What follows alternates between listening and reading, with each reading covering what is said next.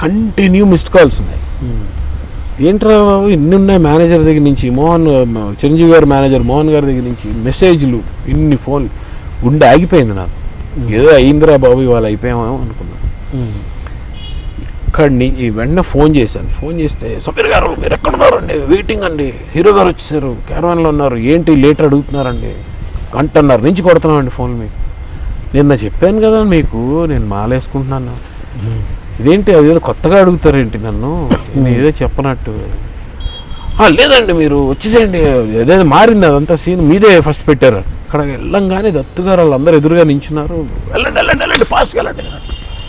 కటకటకటకటకటక dress వేసుకున్నాను, మార్చుకుని వెళ్ళిపోయారు. వెళ్ళిన తర్వాత మిగిలిన ఆర్టిస్టులు అందరూ జస్ట్ నెక్స్ట్ ఉరిశిక్ష చేసేవాడు ఇలా వెళ్తుంటే ఎలా చూస్తారు పాపం అండి, వాడి అమ్మాయి చచ్చిపోతున్నాడు అని చూస్తారు కదా, అలా చూస్తున్నారు అందరు నా పక్క జాలిగా. వీడు అయిపోయాడు, వీడి పాపం వీడి పరిస్థితి ఏంటని. సార్ మీకు 15 minutes టైం ఉందండి అని హీరో గారికి చెప్పారు డైరెక్టర్ గారు. చెప్పి ఓకే అన్నారు. అని సమీర్కి ఎంతసేపు ఉందని అడిగారు. నా గురించి ఆయన ఎందుకు అడుగుతారు అనుకున్నా. టక్కునే ఆయన మీతోటే ఉందండి 15 minutes టైం ఉందండి. సమీర్ ఒకసారి నాతో రామ్మా. అక్కడి నుంచి క్యారవాన్ దగ్గర నడిచే లోపల నా లోపల కోటి వీణలు, మృదంగాలు, ఇంకో అలలు, ఇది చెట్లు ఇలా ఓగడాలు, ఈ పక్షులు ఆగిపోవడాలు, ఇవన్నీ షాట్లు. సరే వెళ్తే క్యారవాన్ దగ్గరికి వెళ్ళి కుర్రాడు ఉంటే అక్కడ దత్తు గారు వచ్చిన లోపలికి పంపించొద్దు 10 నిమిషాలు అన్నారు. అయిపోయింది ఫినిష్ అనుకున్నాను. వెళ్ళాం లోపలికి. ఓన్లీ ఆయన నేనే కూర్చున్నాను. నాకు అసలే ఆయన అంటే నాకు పిచ్చి.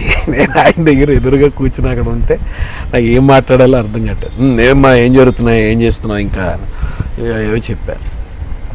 చెప్పి ఏం లేదు, నాకు నేను వర్క్ చేసే అట్మాస్ఫియర్లో నాకు ఏదన్నా చిన్న కన్ఫ్యూజన్ ఉన్న ఒక వ్యక్తి, అది ఏదన్నా సరే నా క్లారిటీ లేకపోతే నేను వర్క్ చేయలేను. చిన్న నీ విషయంలో కన్ఫ్యూజన్ ఉండి నేను పిలిచాను అన్నారు. అయ్యో ఏం చెప్పండి అన్నాను. నువ్వు నీ పేరు సమీర్ అంటావు, నువ్వు తెలుగు స్పష్టంగా మాట్లాడతావు, మాల వేసుకుంటావు, అయ్యప్ప మాల ఏదో వేసుకున్నావు కదా నిన్న. అవునన్నా. నాకు ఏం అర్థం కావట్లేదు, ఎక్కడ దేనికి సింక్ లేదు, పొంతం లేదు. ఏంటి మ్యాటర్ అంటే అమ్మయ్యా ఊపిరి పీల్చుకొని నిన్న లేట్ అయినందుకు కాదనమాట, అయితే ఓకే అని చెప్పి